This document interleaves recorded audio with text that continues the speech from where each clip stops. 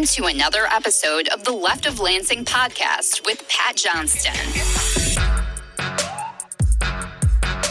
A progressive insight into Michigan's political and cultural world. And of course, an entertaining podcast designed to shine a light on how to make Michigan's political machine work for the people. Now, from the Left of Lansing headquarters, located in his attic, here's the award-winning Pat Johnston.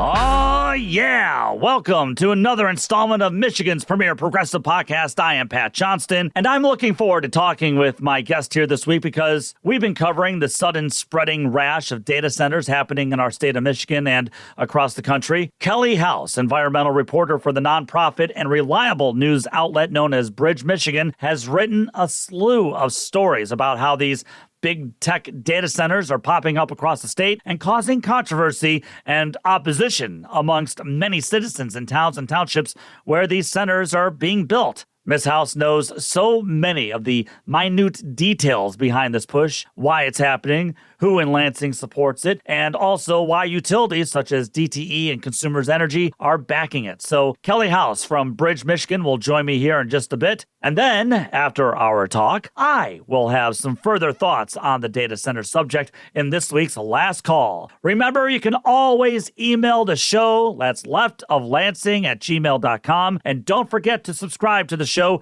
and give it a 5-star rating. Plus, Left of Lansing is on YouTube. Subscribe there as well and like the videos that we post there so that way you can help spread the progressive message throughout Michigan and the rest of the nation. Does it feel like we're getting overwhelmed and beaten over the head by an onslaught of negative news on a daily basis? I mean, news that, let's just face it, is disheartening, and I get it. It is overwhelming and disheartening, no doubt. For example, data from Feeding America, the Urban Institute, and the Bureau of Labor Statistics show that average grocery prices have climbed 37% since 2017. That's the equivalent of more than $250 in additional monthly expenses for a typical family of four. As of August, that family now spends around $1,030 per month on groceries. Now, that's according to Investors Observers, which also notes the data is consistent with findings from a recent Associated Press Nork Center poll, which reports that grocery costs have become the biggest source of financial stress for Americans than rent, healthcare, or student debt. Now, of course, this goes back starting in 2017 when Dear Leader was in office for the first time. We had the Biden years where we saw inflation spike significantly right after the pandemic, but the prices still are going up. Dear Leader Trump ran his entire campaign on lowering grocery prices, but all he's done is muse about, I don't know, how old-fashioned the word grocery sound to him. It's so weird and senile in many ways. I mean, I guess they'll look at it this way. Why wouldn't he muse about how cute the word groceries really is to him? Because he never had to shop a day in his life for food, ever. And it reminds me of that scene in The Aviator when Howard Hughes is having dinner with actress Katharine Hepburn's rich family, and her mom tells him that they don't worry, that her family, they don't worry about things like money. And Hughes, played by Leonardo DiCaprio, responds, "Yes, ma'am, that's because you have it." I mean, why would any of these billionaire oligarchs that surround Trump care one bit about the price of groceries when they're busy making loads of cash for big tech bros, crypto bros, and for themselves? They don't care about you. If they did, do you really believe they'd hesitate to unveil the latest job numbers and unemployment rate numbers? If everything is happening as they promised many in the working class it would happen, why not tout the awesomeness of their regime? Why not? Now, Politico is reporting that the Trump regime's Labor Department will not release any jobs numbers for October, blaming it conveniently on the MAGA Republican government shutdown that ended last week. And the November jobs report will apparently be a bit late as well, not arriving until December 16th, just over a week away from Christmas. How convenient. Now, The Hill reports the government did release the latest weekly unemployment numbers. It says that more than 1.9 million Americans filed claims for unemployment benefits in mid-October, the highest mark since early August, according to data from the Department of Labor. Nobody is hiring. Now, this just is not working for the working class. The issue of affordability, which has been pressed by strong Democratic Socialist candidates and progressive Democratic candidates, that issue of affordability isn't going away, and it's frankly hurting the Trump regime, MAGA Republicans, and also establishment corporate Democrats. The working class is feeling squeezed in a number of areas, but affordability is one of the main culprits. I mean, why else did Dear Leader suddenly scrap his entire agenda, his entire argument over his insane tariff scheme and how it was going to bring in loads of prosperity as far as the eye could see? I mean, why did he suddenly scrap that awesome plan when he rolled back many of his tariffs this week on more than 200 food products, including coffee, beef, bananas, orange juice? It had to be done, everyone. It had to be done because, as predicted, his across-the-board tariff insanity was inflationary and further was harming the working class. And as the University of Michigan economist Justin Wolfers told CNN this week, while some of those items that I described might slowly dip in price in the coming week, the working class is still getting the shaft thanks to Dear Leader's tariffs and a number of other ways. Listen. What's happening here is these are a particularly politically salient set of tariffs. And so he's hoping that the prices you watch most closely are the ones you see at the grocery store. It's not that they're going to come back down as of last Thursday, which is when he retroactively reduced the tariffs, but probably you'll see they're going to stop going up quite as fast. And maybe if you get a little bit lucky, someone will throw a sale in there as well.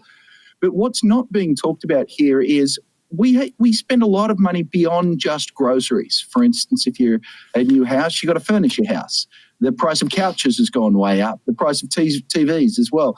That's all still tariffed. And so a lot of the rest of the cost of living pressures, they're not going away. You think Dear Leader and his regime even dream about backpedaling from their so-called surefire economic scheme if Democrats didn't sweep those elections across the nation last week? Or that his numbers continue to tank? Legendary Chicago journalist and friend of this podcast, Jennifer Schulze, posted the following on Blue Sky saying, Trump has a 38% approval rating, and Americans hate every single thing he's doing. He knows it, his minders know it, and we all know it. Yes, that's true. Jennifer made that statement because Trump said this week that he's been told this is the greatest 9 months the president has ever had in the history of presidenting. I mean, how can we in the working class truly believe he's working for us during the same week he invited Saudi Crown Prince Mohammed bin Salman to the White House, the People's House, the same house that Dear Leader's destroying so he can place a 90,000 square foot ballroom? Trump even defended MBS for his role in the murder of Washington Post writer Jamal Khashoggi in 2018. Trump attacked our press, the American press, for even trying to press MBS on Khashoggi's murder. I mean, MBS hadn't even been invited back to Washington, D.C. since the Biden administration found evidence that MBS ordered Khashoggi's killing. Yep, there's Dear Leader celebrating that MBS is giving the U.S. $1 trillion, which I'm sure will go towards the millions of Americans needing help with rising healthcare premiums, right? Right? No. And Trump also held a black tie dinner in honor of MBS. Who's leading who? America first.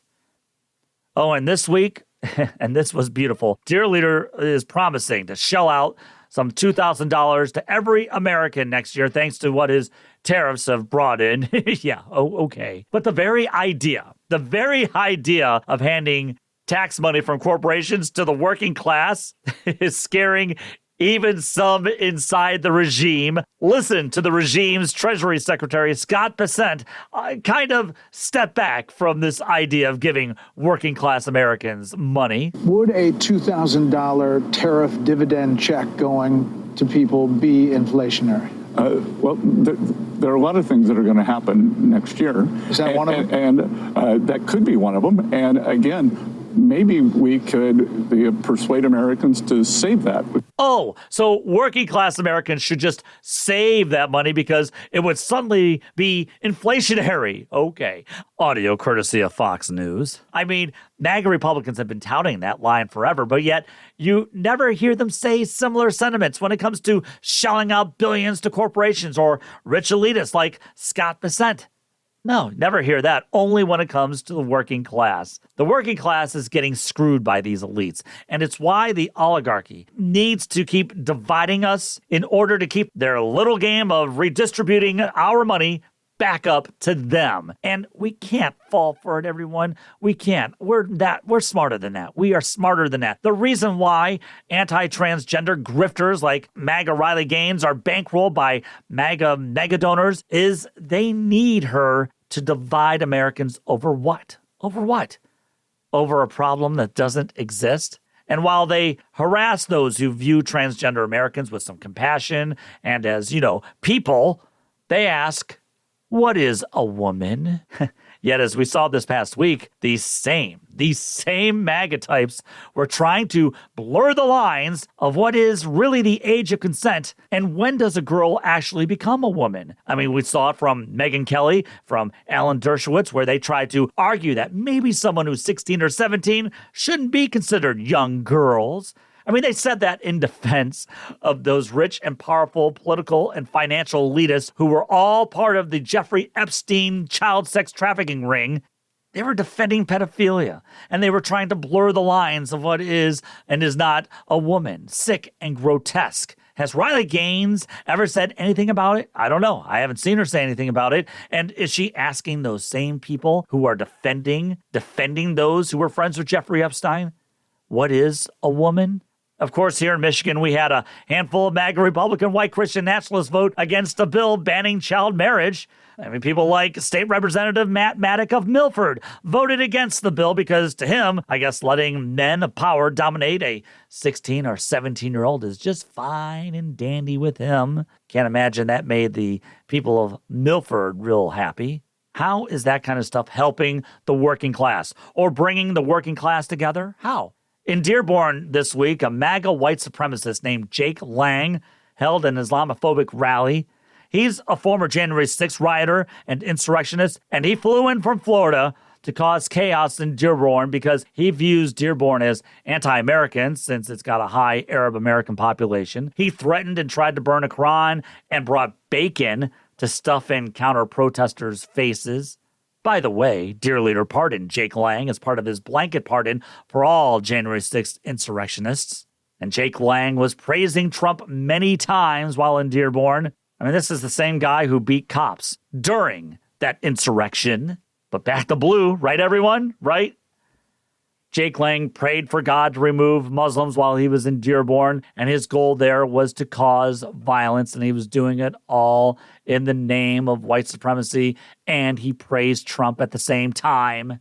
As the Detroit Metro Times' Steve Nealing wrote of the event, it was a textbook use of DARVO, a manipulation tactic defined as deny, attack, reverse, victim, and offender. First, the aggressor provokes and antagonizes, then he denies wrongdoing, attacks those who push back, and reframes himself as the persecuted victim.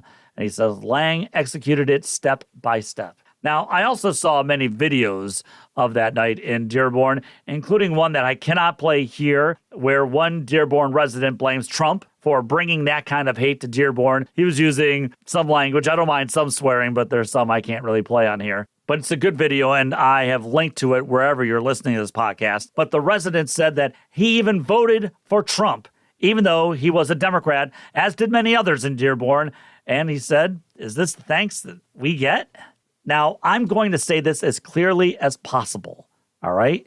I'm not going to hate or ridicule those in Dearborn or Dearborn Heights or in Hamtramck for voting the way they did. Making fun of them and ridiculing them does nothing. And again, it revealed, I think, a failure of Democrats to capture those voters last year. Many of those Arab American voters are learning the same lesson as many others in the working class are learning because we are all of us, we are all working class Americans, all of us. Trump and his regime were never going to fight for the working class. They use certain groups. They use groups to go against each other. They used them just enough so they could win and get into power. They were never going to help the working class. Oh, they'd help themselves while dividing the rest of the working class. Instead, I say let's bring everyone back aboard because we are all the working class. All of us. To illustrate this even more, let's focus on big tech and how it is pushing data centers all across the nation and right here in Michigan. Michigan's Democratic Governor Gretchen Whitmer, who continues, by the way, to ignore the press for questions, strange, happily and giddily, though, celebrated her deal to bring in a large data center in Saline Township in Washtenaw County, and it caught many people by surprise, including Michigan Democratic Congresswoman Debbie Dingell, as she said on Tim Skubik's Off the Record show on WKAR last week. Listen. First of all, I didn't know about any of it. I learned the same day you all did about Oracle and OpenAI, and we knew there was a fight over in Saline, but people weren't talking to us. They weren't giving us the facts. I had a town hall that was actually expected to be complaining about a different data center in Ypsilanti Township when everybody from Saline came, and I really dug into this. I don't ever want to pick up a newspaper again. And again, I'm learning the way everybody else is and see the headlines. Public shouldn't have input into a public process. The public has a right to have input about what is going into their community. Debbie Dingell is responding not only to the news of this data center backed by Oracle, but also how DTE Energy, which stands to do quite well by providing all of the energy for these energy-sucking centers, was pushing state regulators to allow it to provide the energy for this data center without any public input. Because they never want the working class to know what is happening behind the curtain. So what are these data centers all about? Who's backing them? And why are they causing so much controversy in towns across the state? Kelly House from Bridge, Michigan will tell us here in just a moment. You are listening to LOL.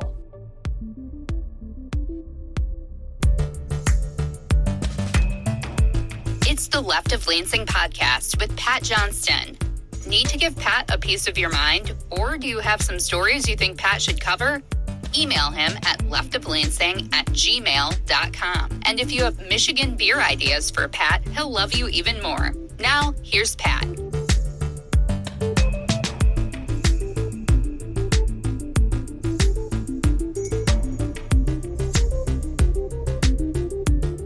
All right. Well, many of you heard the issue of data centers come up during my discussion with Livingston County progressive activist Casey Helton last week. And the data center that Casey brought up is happening in Howell Township, and that's where a data center will encompass over 1,000 acres of land that's being backed by an unknown tech giant there, although the Livingston Post is reporting that it could be Meta. Now, this is stirring up all kinds of controversy and opposition amongst the many residents in that area, residents who most of the time can't really agree on anything, but they are coming together to fight against this data center. But that's not the only data center controversy happening in Michigan. Governor Whitmer recently announced a major data center project for Saline in Washtenaw County that will amass some 28 football fields in that once quiet area.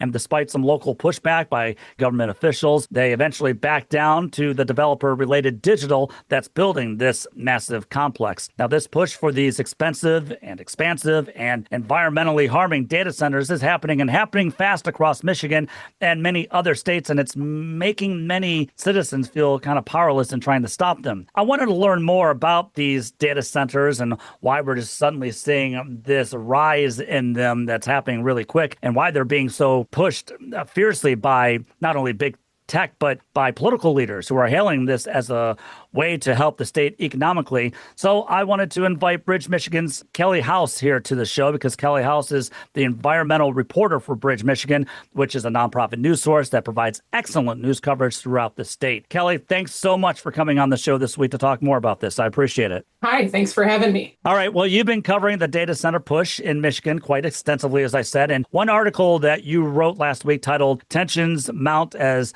Data Centers Eye Sleepy Michigan Farm Towns. And in the story, you write about this data center in Saline that I mentioned and how it caught many of its residents kind of off guard at first. Can you give everyone just a little bit of background on this data center, how it came about, who's backing it, and why it's happening in Saline? Yeah, so this would be 1.7 gigawatt facility. And to put that into perspective, that is the energy equivalent of a major city, more than 1 million homes. It will single-handedly increase demand in DTE Energy's territory by 25% if it's built to the specifications that we've learned of so far.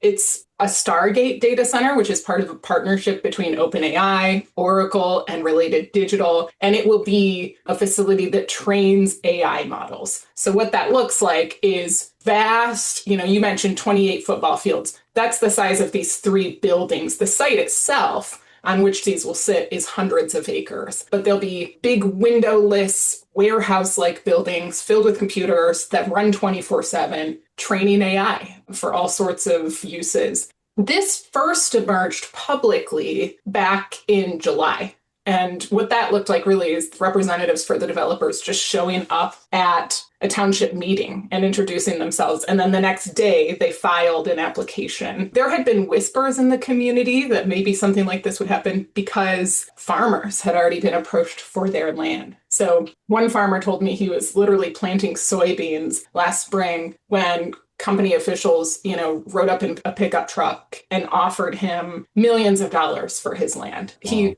thought it was a joke at the time. Fast forward to September, local officials rejected this thing, and within a couple of days, the developers had filed a lawsuit. Township officials told me that, given that quick turnaround, they think that probably that lawsuit was waiting in the wings already. The developers sort of knew what their game plan was going to be.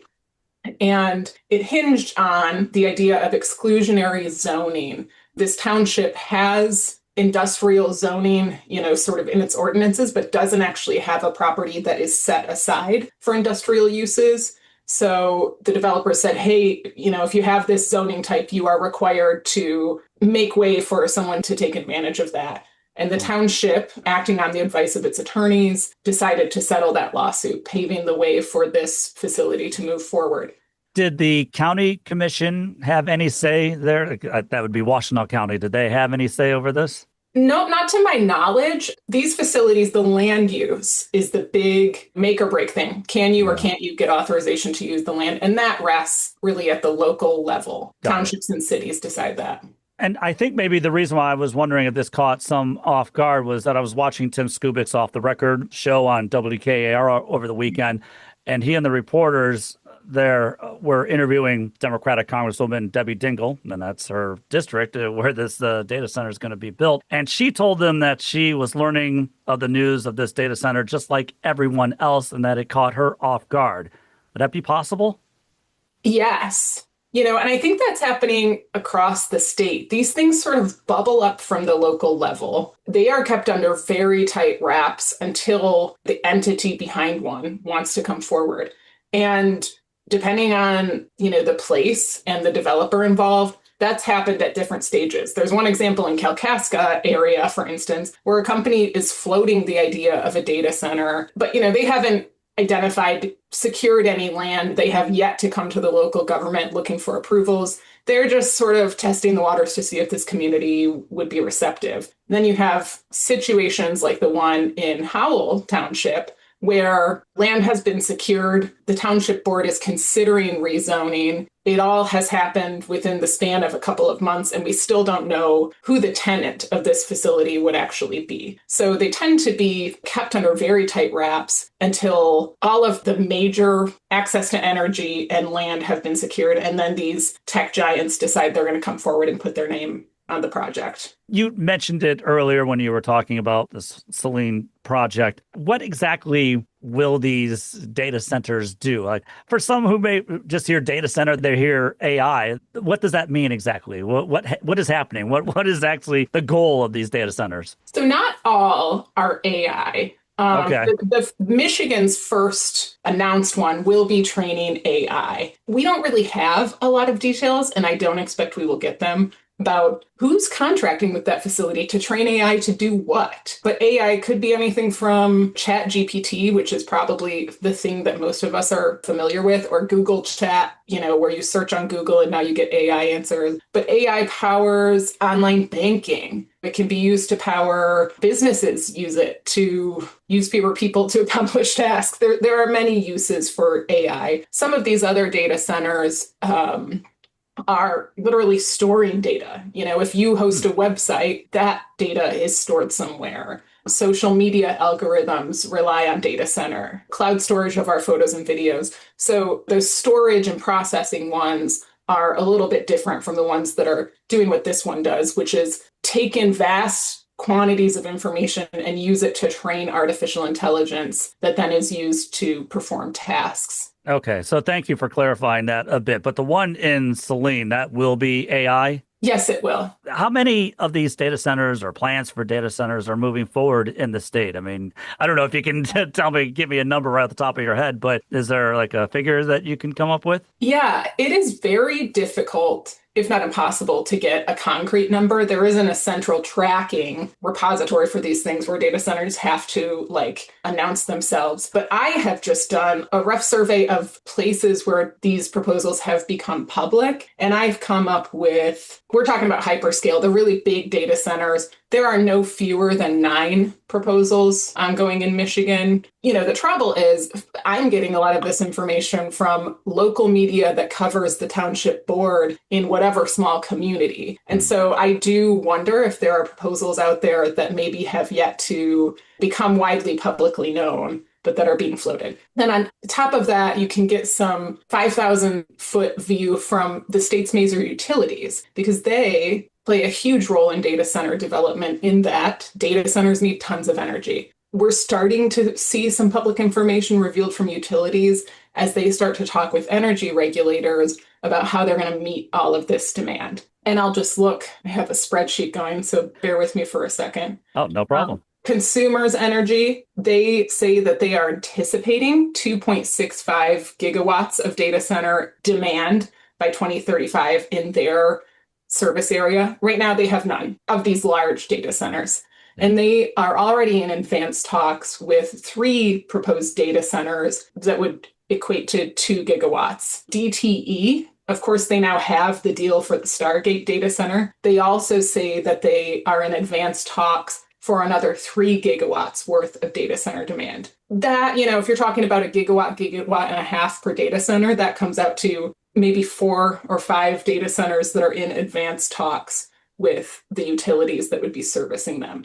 And if all of that materializes, that is a huge increase in the power demand on Michigan's electricity sector. I did the math, and between the two, it would raise electricity demand in the state by something like 25% over peak load right now. And mind you, peak load is already the most load that these 2 utilities would be delivering at any one time. And I want to talk more about the utilities here in just a moment, but thanks for bringing it up.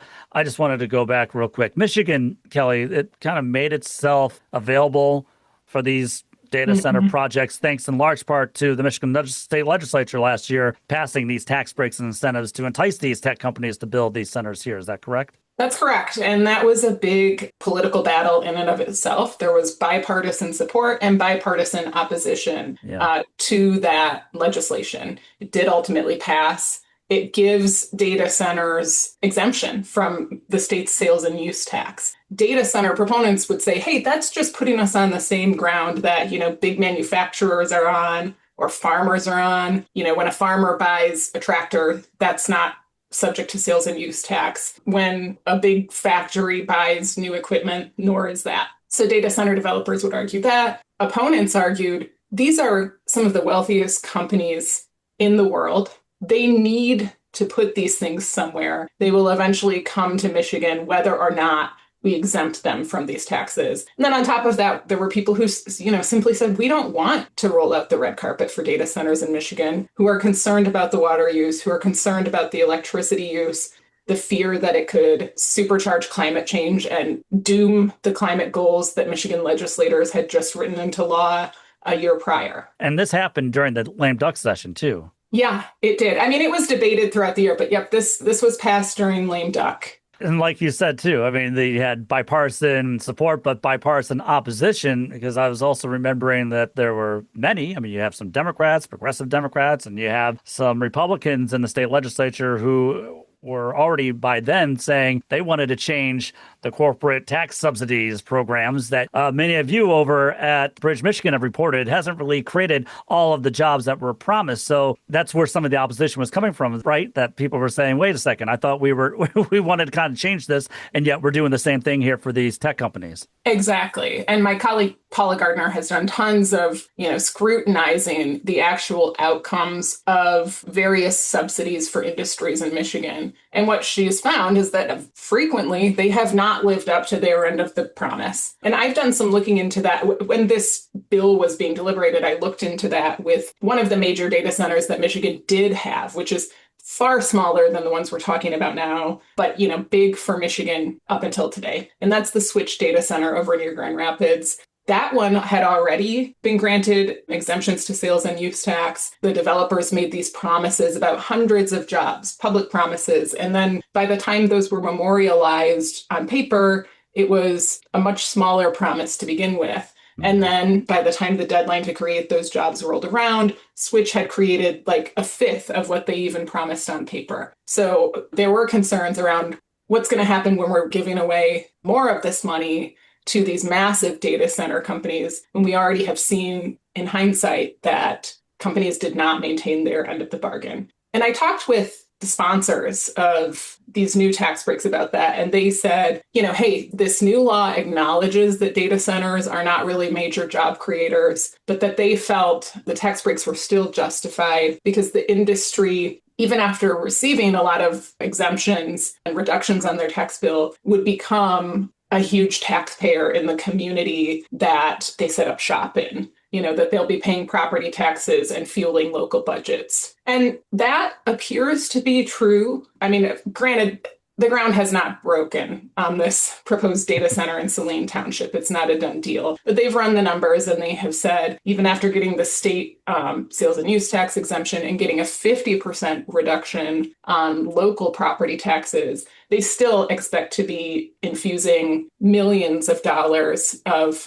tax revenue into local schools and government, and really single-handedly boosting the township's property tax base, I think 4 times what it is today. The counterpoint to that from opponents is, were these taxes needed, or would they have been needed if we didn't, expand roads and sort of prepare the community to accept a data center, which then creates, lots of services that need to be maintained with tax dollars. And it changes like the entire landscape of these communities too. Yeah. Okay. Well, getting back, to the utilities, and I like to just kind of focus on the environment here real quick. Michigan Democrats, as you know, Kelly, Michigan Democrats and Governor Whitmer, they celebrated that environmental and clean jobs bill back in 2023, in which the state would become carbon neutral, I think by 2040. But there is this loophole in the bill, right, that if energy demand in the state increases in a big way, then utilities can continue to use fossil fuel to meet those energy demands. Now, DTE, as you have already talked about, is backing this project in Saline and stands to be the beneficiary, obviously. Is that true from your understanding, that if the energy demand increases, DTE and utilities will be allowed to continue to draw from fossil fuels, thereby, I would guess, undermining maybe the law's original purpose? Well, it's not a cut and dry, if demand increases, utilities can get out of their obligations. It's a little more nuanced than that, in that if they can show good cause for why they're unable to meet the requirements of the law, they can get these extensions. People have referred to them as off-ramps. So, the utilities would have to do some explaining. They couldn't just say, oh, demand went up, therefore we're not subject to the law. So far, DTE and consumers both claim that they can absorb the data center demand that they're projecting while still meeting the terms of the climate law. Now, neither of them has really offered much more explanation about how they plan to do that. In order to do that, they would obviously need to build more renewable energy arrays or buy credits on the open market, or, find some other way. And we know that building renewable energy has been tough too. There are barriers connected to logistics of just trying to add all that load to the grid and finding places in the grid that can take it on. And then, of course, there have been knockdown, drag-out political fights all over the country in communities that maybe don't want farm fields to be converted for this use.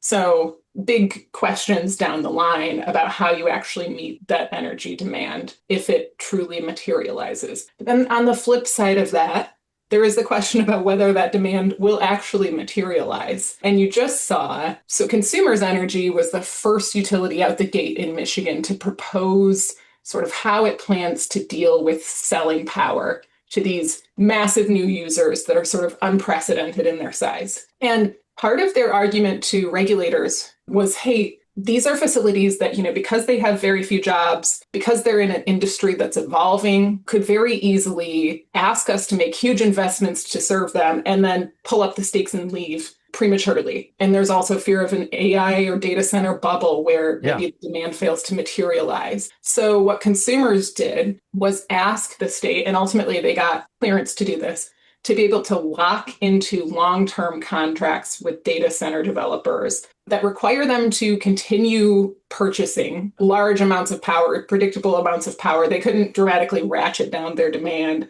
5 years later. And then if they do, they will still have to pay what their contract specified. So that's one attempt to sort of manage the flip side of the data center fear, which is that they really never materialize, but Michigan has made a bunch of investments to pave the way for them in the interim. You mentioned the bubble burst because I think I'm seeing right now that the stock market is tumbling here today because of fears of an AI bubble burst and all that. So, yeah, I just wanted to ask you real quick, where do we stand with that Selene project and DTE? Did I read that at a part where the state regulators, they want to hear from the public first? Yeah, that just came out today. Okay.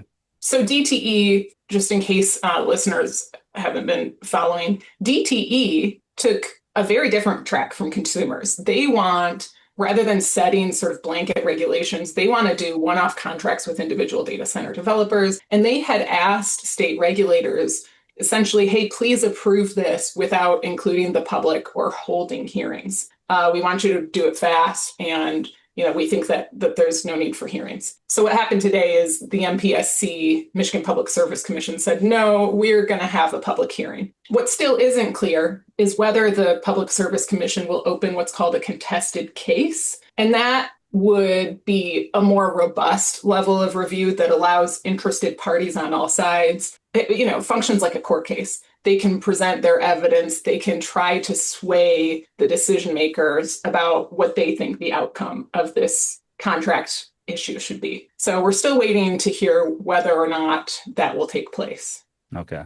And finally, this isn't just a Michigan issue. I mean, we're seeing similar fights happening throughout the country, right? Yeah, we are. I was just talking with a data center industry official today who said that they could build a data center a week and still be behind on demand. So these companies are sort of fanning out everywhere they can and trying to be the first ones to scoop up the easy land and easy access to electricity. So it's moving really fast. And I think that is where one of many reasons why you see a lot of controversy around this, because communities feel like they're only beginning to wrap their heads around the existence of this technology and these facilities. And then next thing they know one is in their town and it's an inch away from approval. Kelly House, environmental reporter for Bridge, Michigan, one of my favorite news sites anywhere. Thanks so much for all of your hard work on reporting on this story and also for all of your reporting when it comes to environmental issues around Michigan. Listen, this is a story that's not going to go away anytime soon. So please, I'd love to have you back again to talk more about this because I have a little hunch it'll still stick in the news here somewhat for a while. I think you're right on that. Thanks for having me, Pat.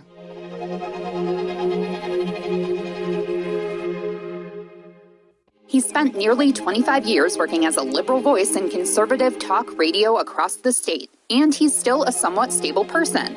It's the Left of Lansing podcast with Pat Johnston. You can find archives of the podcast, plus Pat's musings on other topics in written form at leftoflansing.com. Left of Lansing archives are available wherever you get your podcasts. And now Left of Lansing is available on YouTube. We'd like to thank Audio Boom for distributing all our episodes so we can share progressive, otherwise known as common sense, values across Michigan and the country.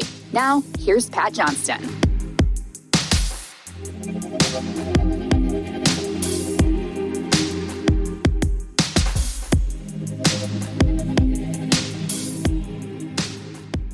Hey, special thanks to Kelly House from Bridge, Michigan for being on the show this week. I'll provide links to Kelly's data center stories and also to her bio page at Bridge, Michigan. And check out all of the other terrific work they do at Bridge, Michigan. You heard Kelly bring up her colleague, Paula Gardner, who's been on this show for a couple of times to talk about her findings on how the big corporate incentives or handouts, as I call them here in Michigan, haven't really created all the jobs that were promised to all of us. And I'm afraid that's not going to happen here when it comes to these data centers, not to mention the environmental impacts, the detrimental environmental impacts these data centers will cause to so many communities throughout the state. And that's part of what I like to cover in my last call for this week. Again, I am appreciative for Kelly House's reporting on data centers because she was able to add some more information and to help add more color to this picture. For instance, she brought up how there's no guarantee that we'd get enough clean energy in the state to provide energy for these data centers since so many communities are fighting against clean energy farms as well.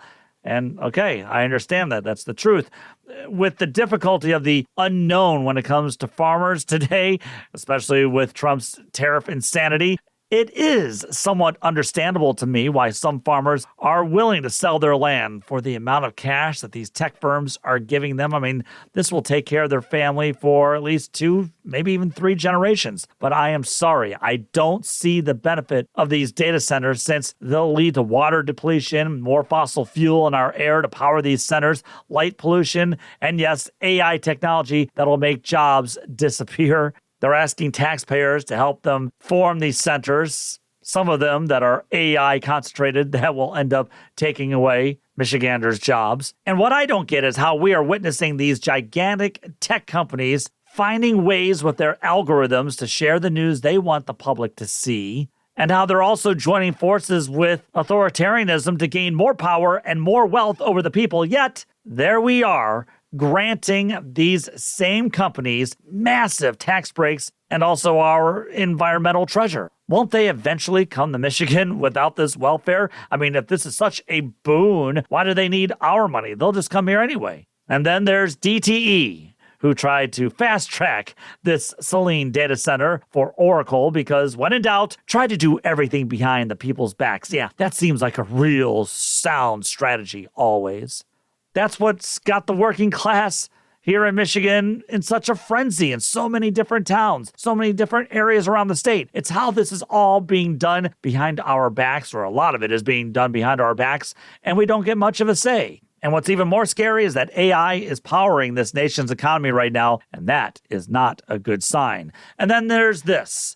A little bit of news here from Keely Quinlan from State Scoop, and this is what the story says. Republican Representative Steve Scalise, the House Majority Leader from Louisiana, told Punchbowl News on Monday that the House GOP leaders are shopping language that would reintroduce a ban on enforcement of state AI laws as they work on the 2026 National Defense Authorization Act. Lawmakers are set to finalize the bill, and its renewed effort to put a stopgap on state laws follows a failed attempt this year when the Senate eventually voted 99-1 to remove a provision included in a broader budget reconciliation bill, President Trump's one big beautiful bill, the MAGA murder budget, that would have established a 10-year ban on state and local regulation of AI. MAGA voters don't want this. Progressive voters don't want this. What the hell happened to state control? Are those days gone? And because I'm fair on this podcast, I have to mention one more little bombshell of a story that broke in Michigan Advance. Ben Solis reports Ryan Friedrichs, a vice president for the company pushing the controversial AI data center project in Saline Township, and the husband of Secretary of State Jocelyn Benson, would recuse himself from any projects before the state if Benson is elected governor 2026. That said, the company stopped short of saying that Friedrichs would leave his post at the company, which is owned by one of Benson's largest donors. So we've got Jocelyn Benson trying to become the Democratic nominee for governor next year. We've got MAGA Republican Congressman John James trying to become the Republican nominee for governor next year. Both could be major supporters and beneficiaries of data centers. Who stands to benefit and who stands to get left behind? I think we all know the answer to that question. listening to the Left of Lansing podcast. The music you're hearing is by Wanderbeats. To hear the latest project, check out Space Leopard on your favorite streaming site. Now back to our favorite progressive voice in Michigan. It's Pat Johnston.